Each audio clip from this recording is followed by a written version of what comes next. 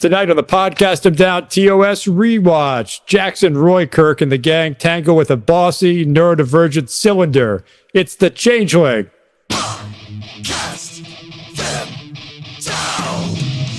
Hail, Metal Nation! It is I, Tim. That's Doug. That's Matt. This is Podcast Them Down, and we are continuing our years-long effort to go through every Star Trek, the original series episode, and decide how good and how metal the episode is. And once again, it's been a while since we've done this, so I'm trying to remember how we do it. Well, before we begin, I would just like to say I really appreciated Doug's intro. It was much better than mine, because mine was going to be, tonight on Podcast Them Down, Admiral Kirk and the crew of the Enterprise must save the Earth and possibly the galaxy from a menace of unknown origin with an eerie connection to something they hold very dear.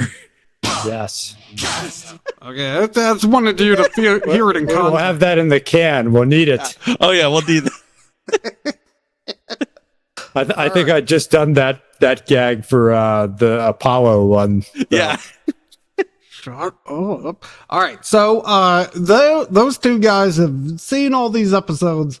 I am watching them as we record, as is tradition.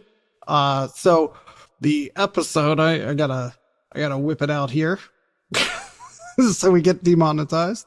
No, season 2. What's the episode? Episode 3?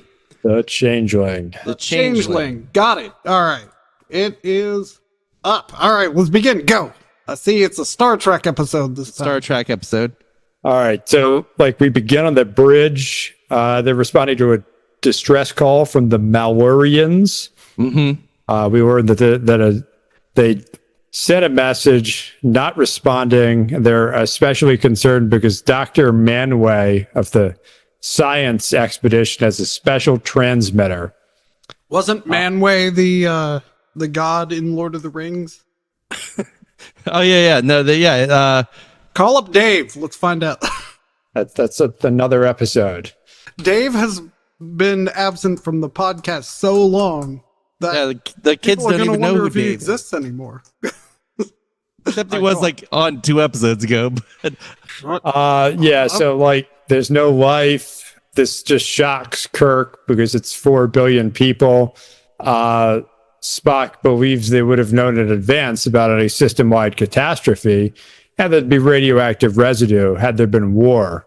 Spock is not comfortable with unknown unknowns, as he offers nothing else. No speculation. Then the shields just snap on Sulu ways. Yeah, I guess it's a safeguard. And there's something coming in at multi-warp speeds. Kirk orders evasive maneuvers. There's a powerful bolt. Kirk orders full power to the shields. No, I'm reading it. That's it. Condition red to red alert. I think it's red alert here, or condition red. No, it's condition red. Unless the captions are wrong.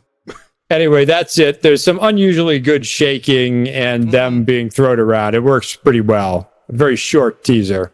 Yeah, because we get into some of the questionable physics in a minute. But yeah, so just very short and sweet.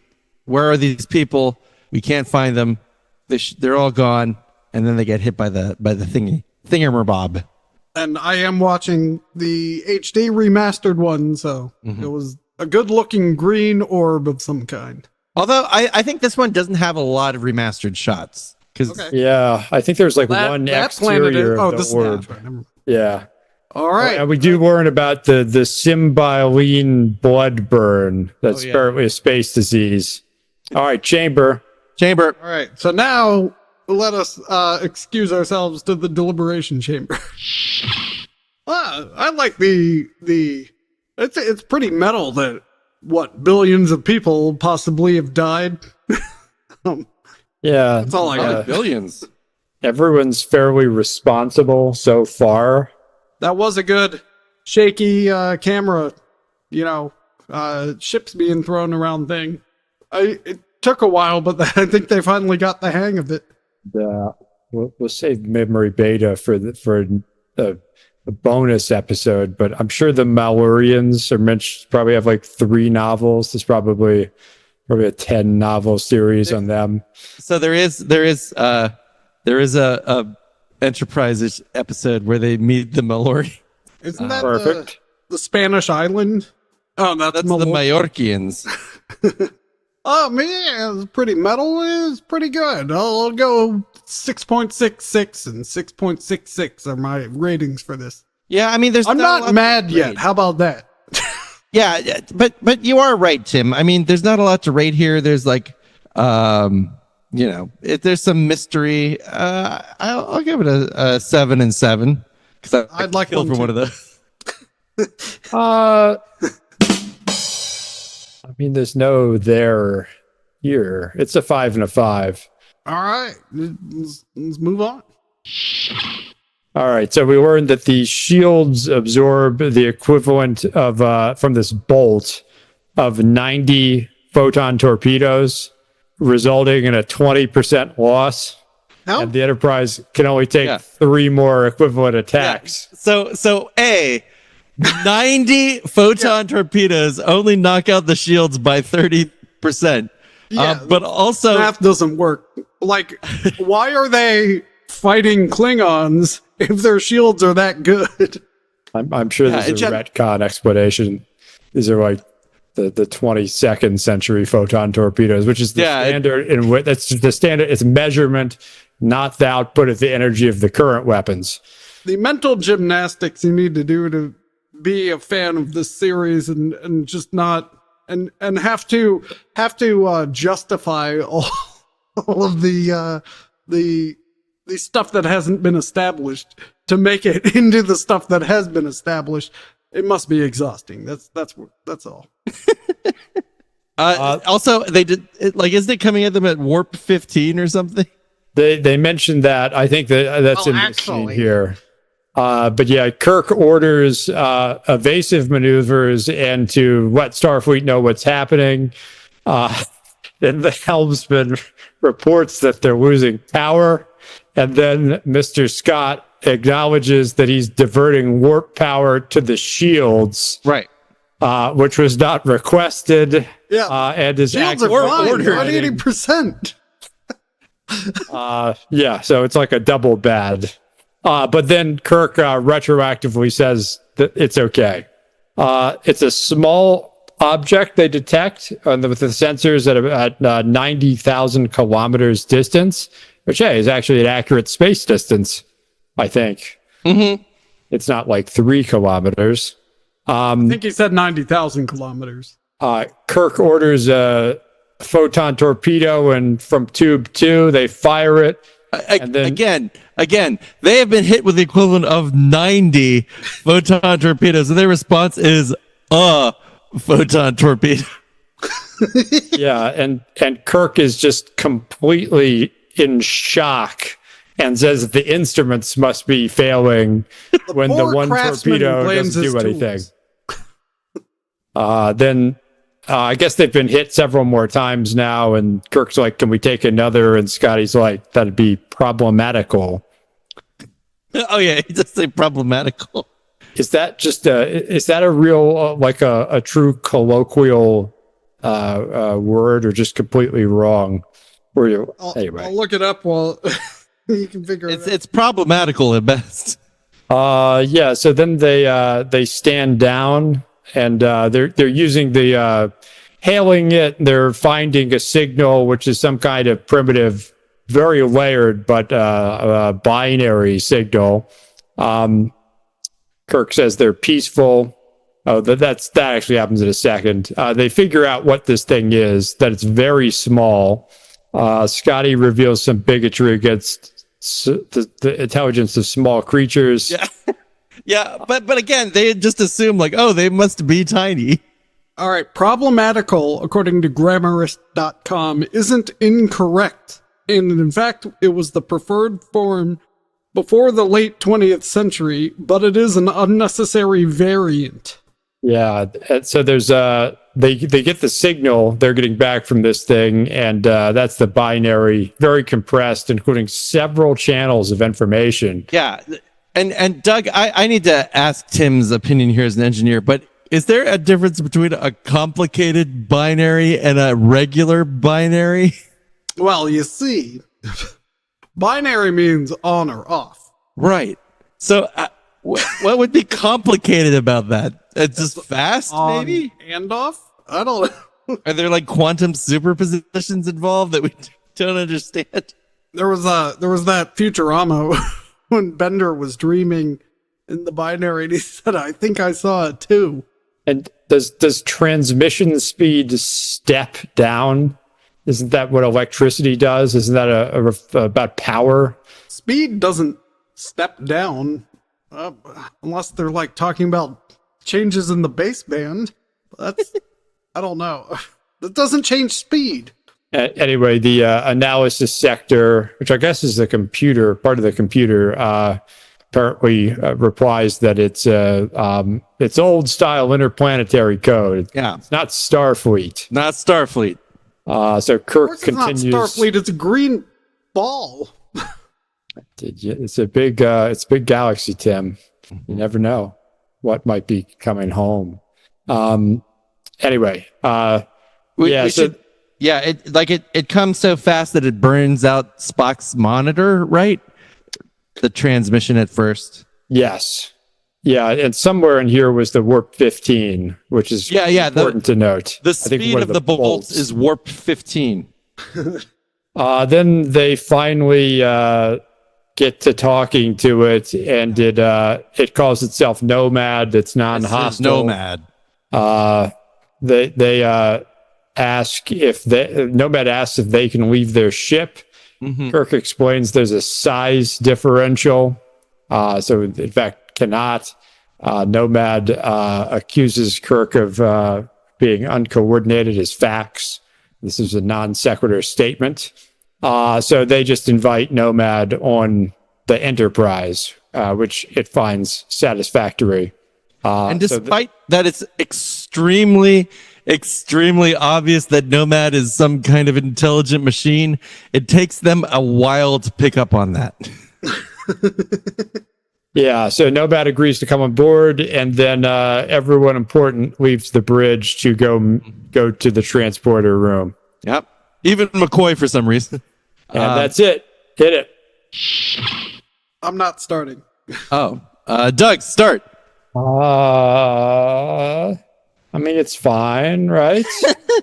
I mean, again, the fact that they're in the middle of executing a tactical plan, and then Scotty, unprompted, just shuts down the engines, steps them back in the middle of a maneuver, and then they find out about it when the ship starts slowing down. That's pretty metal.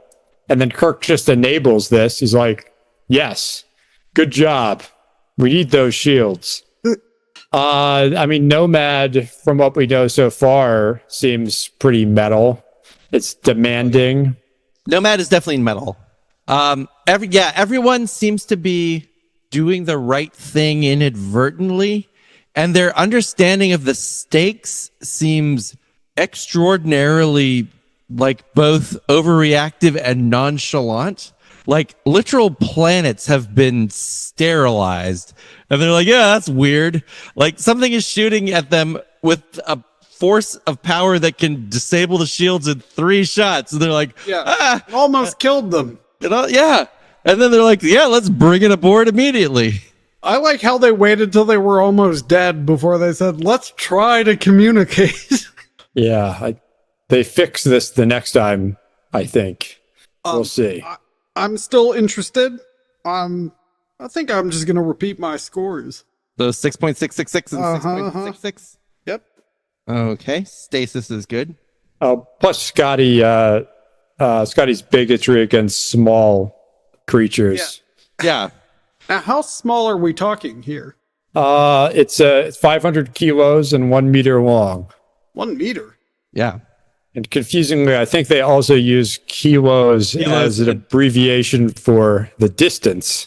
Yeah, like Well, I think I pictured like mouse sized, like I don't know. It is weird that in Star Trek, everyone they meet is approximately human sized. Oh, it's explained, isn't it, Matt? there's like some. In Next Generation, don't they meet the creator? Oh, well, I was thinking it was the optimal size for intelligent life or something. I believe There's a reason there's a tendency in the universe for the humanoid form. You're talking about the progenitors who are featured in a good episode of Star Trek The Next Generation and the awful last season of Star Trek Discovery that literally contradicts everything that made the good episode good. But yeah, there's a reason, kind of. So I think this steps up a bit. Definitely doesn't step down. They might need to step down when Nomad needs a battery charge.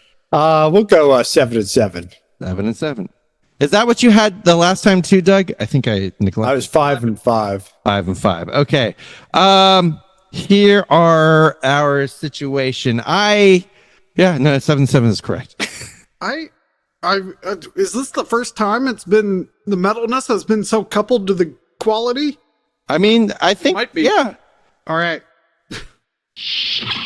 Okay, Oh so shit. we are now in the transporter bay. McCoy, for some reason, is directing the coordinates for the transporter. I'm not sure why. But they beam up a sassy little cylinder, and they all look a little puzzled. It has a protective screen, so they can't use the sensors. They figure out what to do. McCoy suggests they go up and knock on the thing, but luckily Nomad. I find it interesting that although Nomad has the ability to levitate, for some reason in the shot there's always something just in front of him, like a console or a box. It's weird. You never get a full shot of Nomad floating around, but he moves very clearly like he's floating. Tim, if you're watching one of the shots on the left side of the screen, the extreme left, you could definitely see the I think they're holding him on a old style microphone boom. I'll watch for it. So Nomad begins to interrogate them. He wants to know their point of origin. He keeps saying the phrase non sequitur, but I don't think that's what non sequitur means. You'll tell him, they'll say something and he'll say non sequitur. It takes them. They still think that he has little tiny creatures inside of him, so they're like, well, we can make a little life support system for you if you're too small. And Nomad says he has no parasitic beings. I am Nomad, and they finally figure out it's a fucking machine. Yeah, thus Spock offers a contrary opinion to the room. Then Kirk and Nomad references a point of origin, and much being taken from the other. And weirdly, because you'd think this would be something you use to create a sense of mystery, but Kirk immediately remembers that there was a space probe launched from Earth in the early 2000s called Nomad, reported destroyed. Yeah, you know how we've memorized every space probe ever sent? Well, in 300 years from now, they'll still do that. Go ahead. I'm trying to think where the big reveal is. I think they just talk. Nomad wants to see their charts. Nomad wants to figure out where they're from or something. And then they're confident that Nomad will lack the context to understand that. And then, in all fairness, they do show him a very Spartan star chart, since to be a permanent part of the wall of that room. And Kirk is kind of evasive. He refers to the sun as Sol. Yeah. Then Nomad kind of digs in. You're from the third planet, the one with a large natural satellite called Earth. So Nomad's already Nomad is still sharper than every human in this room, and so Nomad's thinking, and so finally Nomad determines that Kirk is the creator. He is the Kirk, and says the sterilization procedure against your ship was unnecessary, and Kirk is sort of confused. And he says, "You are the Kirk. You are the creator. You programmed my function." And everyone's kind of looking around. And he begins to call all the other members of the crew his units. Yeah. This is one of your units, creator. He is. Functions irrationally. My function is to probe for biological infestations, to destroy that which is not perfect. I am Nomad. And so they're coming back and forth. And at one point, Kirk asks, like, "Why do you call me creator?" And Nomad is confused, and Spock is like, "Shut your fucking mouth." He's like, "The usage is correct. The creator was simply testing your memory banks." And then they like leave Nomad with poor Mr. Singh, who's in the control room, and Spock's like, come here. And Spock informs him that whatever you do, you're the creator. Don't fucking question it, or we're all gonna die. Yeah, right. The first time Kirk doesn't naturally just acknowledge being a god figure. And then yeah, it is very strange, right? So now comes a scene that I have tried to figure out, and I couldn't tell you what's going on. So Nomad is like ticking in the corner, and Uhura calls down to the control room, and she wants something that seems to deal with engineering, not the control room, and leaves him on hold, I guess. So Uhura is just singing, while Mr. Singh is just kind of creepily listening. And while Singh is, I guess, enchanted by Uhura's singing, the one job, watch Nomad, fails because Nomad just floats away. And I feel like one time they show him floating up and down the Jeffries tube. Yeah. But I think it's implied this time that he seems to know how to use to grip the thing and use the turbo lift and get to the bridge. Yeah, he knows how to spin the little spinner. Yeah. So Nomad goes to the bridge. Like Kirk and Spock keep talking about who Nomad is. The creator of Nomad is a guy named Jackson Roykirk, and Spock surmises that that's enough for this intelligent machine to confuse Jackson Roykirk and Captain James Kirk. So they're like, okay, so you got to pretend who he is, but there's something new, there's something different that they can't quite figure out, because Nomad's mission was to seek out life. So they couldn't understand why its directives have been changed. It was like a thinking machine. Well, though even the Kirk others is or something? squishy and he says its mission was essentially peaceful. Yeah. Yeah. Yeah. Whatever the essentially, it goes unremarked. So then they report that Nomad is missing. They go up to the bridge, and Doug, can you explain the scene? Because it's just confusing to me. Yeah, it goes up to Uhura, right? It sort of Who's still singing? floats on in. She's singing. Yeah, she puts him on hold. Then we get the Roy Kirk stuff. Sorry, catching up. It's probably a Gene Roddenberry song that he's probably claiming some royalties on. I believe it's called The Woman of Antares. Beyond Antares. Then Scotty, I guess, hails Kirk, which I guess you can have multiple channels on the ship-wide intercom, because Uhura has Singh on hold. Yeah. Well, she's like the switchboard operator, so I'm sure that's Yeah, fine. operator channel. and it kind of barges past Sulu. She keeps singing. Nomad asks the meaning of all this. She says it's communicating. Oh no, he says it's communicating. It says it's communicating. It asks why. She says she likes to sing and and felt like it. And then he scans her brain. Yeah. He's like, what is music? And she thinks about it, and then Scotty just kind of blunders over and is blasted into the side of the room. And this is By the force of 90 photon torpedoes, I hope. You missed the great misogyny, though, Doug. Yes. So Scotty, Spock, and Kirk and them come up. Nomad observes this unit is defective. Its thinking is chaotic. Absorbing it is unsettling to me. And Spock says that unit is a woman. A mass of conflicting impulses.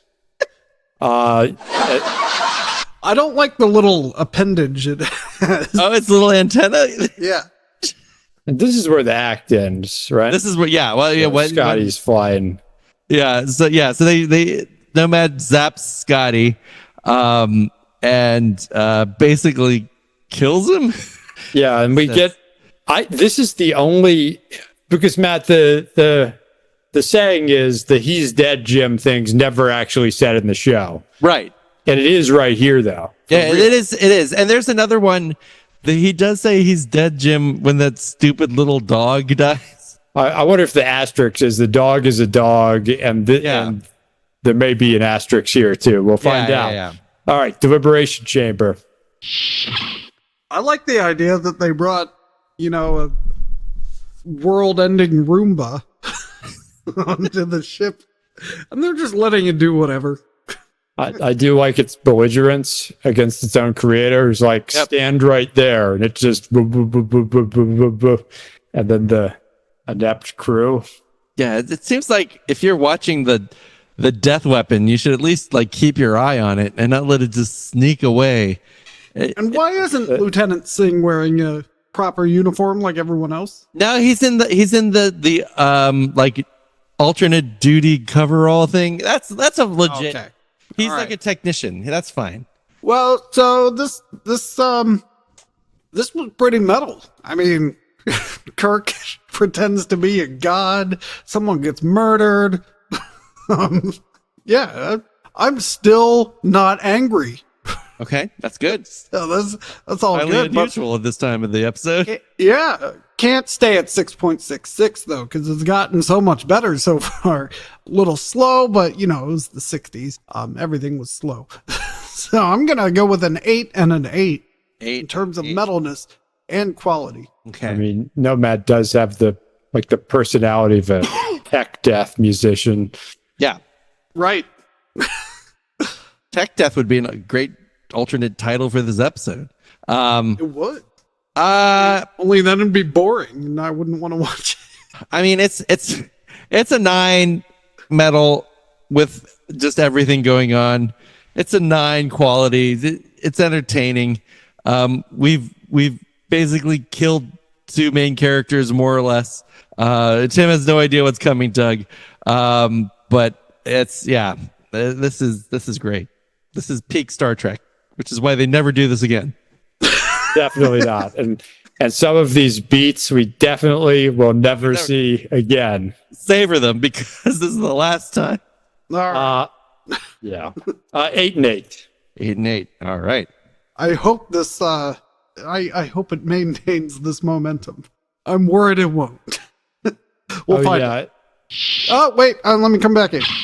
Yes, you were saying. It looks like so. This just asterisks for the record. I think they do heal Scotty first, don't they? Or no? Never mind. Let's go. All right. Okay, so they're still on the bridge. They're looking at dead Scotty, and after killing him, Nomad asks the creator if he wishes to have the Scott unit repaired. And Kirk's like, yeah, and McCoy, although has pronounced him dead as the ship's surgeon, says, well, if we bring him back to life, we better do it soon. So they let Nomad read the Wikipedia article on human anatomy, and they bring him down to sickbay. Again, I'm not sure why they need to bring Nomad to sickbay. I guess because there's a bed there. And instantly, he repairs Scott, and he's like is baffled and looks up. Uhura, who has also been injured by. Well, I think we need to note that Nomad has some problems with the engineering plans. Yeah. Oh, that's and right. That's notes right. numerous defects that he wishes and doesn't want to proceed because of the lack of safeguards, unreliable self-maintenance systems. Creator, And, the unit Scott is a primitive structure. Insufficient safeguards built in. Breakdown can occur from many causes. And Kirk is like, just repair it, Nomad. Okay, so Uhura has had her memory wiped.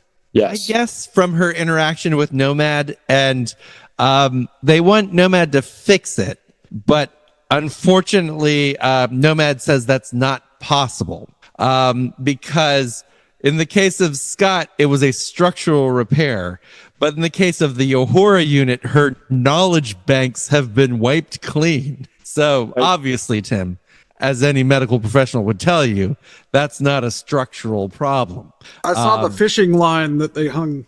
Oh yeah, when he goes like, Yeah, I doubt you'd be able to see that on TV. oh, there's no chance. Well, the screen was no like chance. 14 inches. Right, but it's clear as day in HD.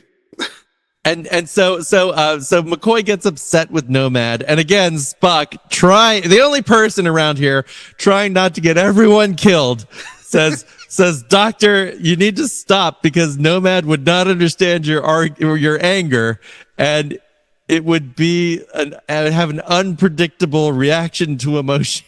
So even though it's already killed Scotty and revived him, wiped Uhura's memory, everyone just feels like they can just do whatever they want around Nomad. And Spock is the only person with the clarity to say, let's keep it cool. And of course, like with any like murderous cold machine, Spock seems to have like a sneaky admiration of Nomad. And vice versa. Yeah. He is well ordered. He's got a little antenna again. Nomad did have a nice dickish hedge after his repair of Scotty. Yeah. It will function correctly if the information given to me was correct. That's the best. Okay, so they want to mind meld basically Kirk wants Spock to mind meld with Nomad. Now I know what you're saying, Doug. You can't mind meld with a machine, but guess what? You can. And again, we'll never do this again. Yep. So Kirk orders Nomad to lower its screens so the unit Spock can help him with something. And so they do. Meanwhile, Uhura is being taught how to read again in English because she knows Swahili. Obviously. So Uhura keeps speaking in Swahili. Which and is Nurse not Chapel to speak. No. Don't speak Swahili. And Nurse Chapel is like, not Swahili, Uhura, in English. So this does establish that Federation standard is English. And again, is like the Futurama when Bender reboots himself and is surrounded by the penguins, so he loads up in Penguin as his default language. Yeah, exactly. Now, despite the fact that not a lot of time has passed, and they seem to be retraining Uhura's brain from zero, she's already on the first grade reader, and she has an aptitude for math. You know the Matrix when he's like, I know Kung Fu now. Maybe it's just like slow transfer rates. But then she's like, the ball is bluey. Bluey? Yeah, it really gives her a moment. Right. To keep struggling with that in a close-up. Now, Nichelle Nichols does a lot of fine acting in this episode. They really gave her some stuff to work with.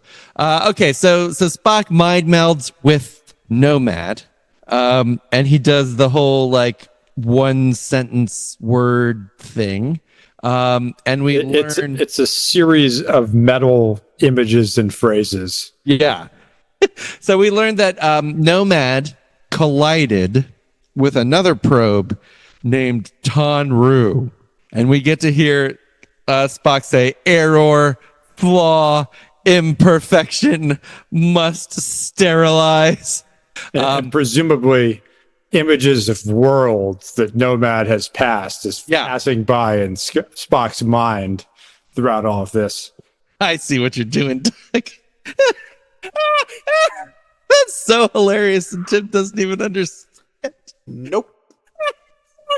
Okay, collided with Tanru. Why does the other probe have a name? Dunno, but his name is Tanru. They somehow merged, and they became Nomad, and they updated their programming. So it seems like Tanru's programming was to find and sterilize biological somethings for colonization purposes. And and that somehow merged with Nomad's programming to seek out life. So the new programming is seek out life for the purposes of sterilization and to search for perfection. And then it's imbued Nomad with a great certainty of purpose. Yeah.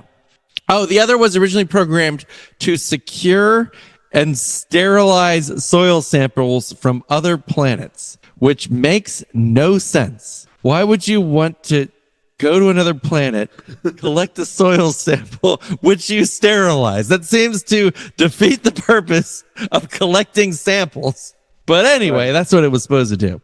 And they don't get into the mechanics of these two pre-personified probes encountering each other and merging.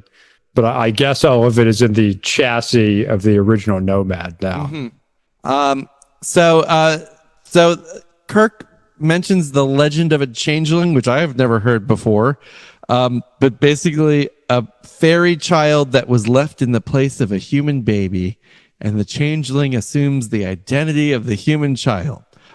So it is to sterilize, and for sterilize, read kill. Again, why mention the changeling? I don't know, just to explain what the episode title means, maybe.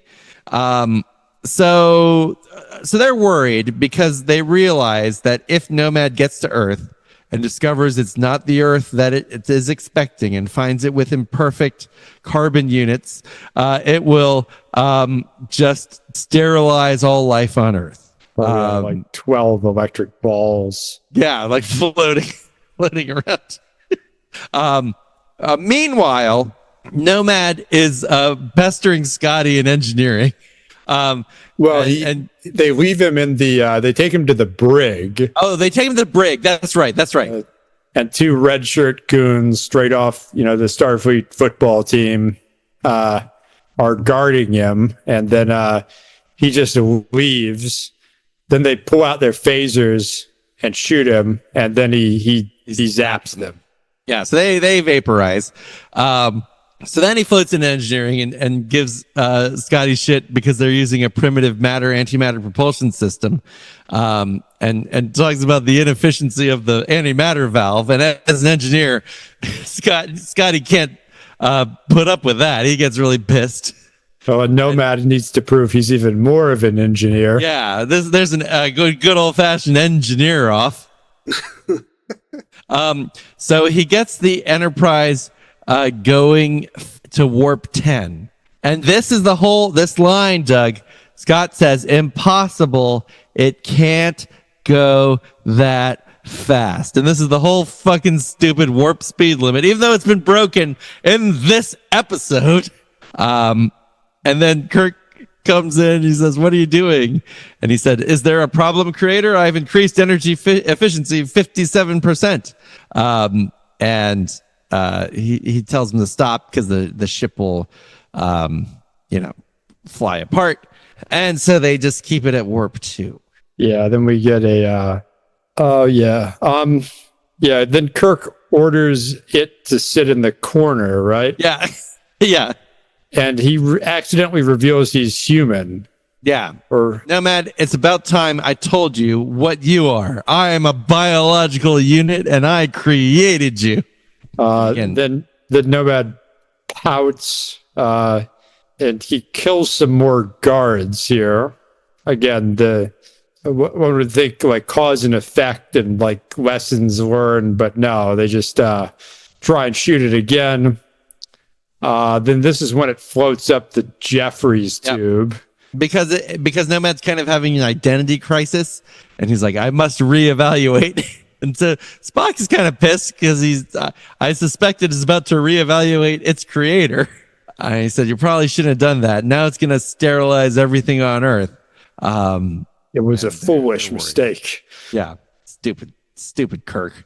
And that's the end of the act, right? Think so. Yep. Yeah. This is a slow one. It Spock hasn't just killed the finished guards his yet. mind Yep. meld thing, and now he's in the corridor. Oh, you're still there? harassed by Oh. Kirk. Long way to go. What do you mean, creator? Fucking Ilea calls the Kirk unit. Get this. God, fuck this shit, Doug. Well, Roddenberry's a put an fucking hack. explicit on this episode now. Thanks. Okay, so I mean, okay, what's good, what's bad? Uhura learning to read, good. Louis. Yeah, some asterisks, but yeah. Well, I do like it. Nomad getting confused by Uhura's non-default human settings. Yeah. The default setting being a very specific thing to Nomad. Like, why isn't this one factory spec? Nomad being able to fly. I believe this is the first use of the force field bridgey lighted up door effect. Yeah. I don't think I've ever seen that before, so that's momentous. It's not as good as the previous act. It's still pretty good. I'm gonna throttle back to a 7 quality, 8 metal. But yeah, I think that's where I am. I have to go up to a 9 metal just because of Nomad. And that's sure of everything it is. And then its behavior, like crossing all boundaries. Just like wandering, like again, like escaping, but just wandering into where everyone is to like nerd off and say, your engines could be a lot more efficient. I like how they keep leaving it unattended. Yeah. I know it had the 2-man whatever guard thing. But still, Nomad, okay, they know that Nomad previously generated a force of 90 photon torpedoes. Like, did they forget this? Is the door going to stop him? He was shooting them at warp 15. Well, there's a weird scene we glossed over. It's in the Changeling thing where Kirk's it thinks I'm its mother. Oh, yeah. And then he says it's space happy to have found its mother. Space happy. You're muted, Matt. Madness. You're muted. Kirk really does enjoy like the mother image of himself. It will return later in the episode, but yeah, no, I agree. Nomad's actions are very metal. He's better than everyone. He's condescending. He murders people casually. That's a 9. Okay. But this part is slow. Like it's just picking up now. So I'm gonna go down in quality to a 6.9. 6.9 quality metal score. Oh, that's a 9. 9. Okay. And Doug, what was your quality score? 7. Yeah, 9 metal, 7 quality. 9 metal, 7 quality. Okay. All right. Last act. Door. Yeah. Door. Doug, the Tim unit is inefficient. The Tim unit is lagging behind. Is the Tim unit still watching the Non-sequitur. damn scene, like the previous act? backs are uncoordinated. Yeah, I'm still there. They're talking. He's floating. I don't know. Just move on. My notes, I think, are out of order here, but this is where the guards are killed. Yeah, the guards are killed. Nomad has sex with Decker in the shower, and then, Wait, what? and then it goes to sick bay, Nomad that is, and reads Kirk's personnel file. And I think there's more horror shtick. Yeah, there's more a horror stick, and doesn't Nomad attack Chapel at one point? Yeah. So I guess Chapel walks in on Nomad reading the like files. Again, I'm not sure why Nomad's just like looking at them. Can't he just like download them or something? But he's like reading. And Chapel tries to stop him. We just hear Nomad stop, no. And Chapel is all like being cradled by McCoy. And she's just been shocked. She tried to stop Nomad from reading the files, but it didn't work. And so Nomad has now confirmed that its creator is as imperfect as the other biological units. So what does Nomad do, Tim? Well, he realizes the error of his ways in sterilizing everything when his creator is as good as everything. No, he turns off the life support. Oh, shit. Well, and he didn't make an error. He just didn't have all the information. Yeah. Right. Well, that's science for you. And then again, great observational. So the life support goes out. On the intercom, Scott says, manual override has been blocked. Kirk says, Nomad. Spock says, undoubtedly. It's like, we all know it was Nomad. And then McCoy Riley observes, Jim, with all the systems out, will only have enough air and heat for some amount of time. Yeah. Okay. So again, I'm not sure why, but Kirk tells everyone to get Scotty some anti-gravs and meet him in engineering. So now is the final confrontation with Nomad in engineering. Yeah, Nomad some point in here relays that the ship is fine. Yeah. It's a good ship. It's just these biological imperfections that need to be exterminated. Anyway, Kirk gaslights Nomad a bit. He belittles it, points out its flaws, and then acknowledges that he is not the creator. Creator was Jackson Roy Kirk, who is dead. You are an error. You did not discover your mistake. You have made 2 errors. You are flawed and imperfect, and you have not corrected by sterilization. You have made 3 errors. 3 errors. And all the while, of course, Nomad is going, error, examine, error. And as we love Captain Kirk, he continues to taunt a machine. And you are flawed and imperfect. Execute your prime function. And even more amazingly, taunting a machine works. Examine, error. And so now that Nomad is distracted, the 2 anti-gravs, which are like handles, I guess. What are these things? They basically click 2 handles onto Nomad, and his force fields are down. So they just carry Nomad to the transporter room. Poor Nomad is still trying to figure out what's going on, is very much in error, very sad. And basically it decides that it must sterilize itself. So Kirk's still yelling, yeah, you're imperfect. He's goading it into suiciding, like live on the internet. Why don't you kill yourself? Yeah. So anyway, they beam Nomad out to space and watch a satisfying explosion on the monitor. As Nomad, a unique form of life or sentience or something, explodes because of taunting. And that's pretty much the end of the action.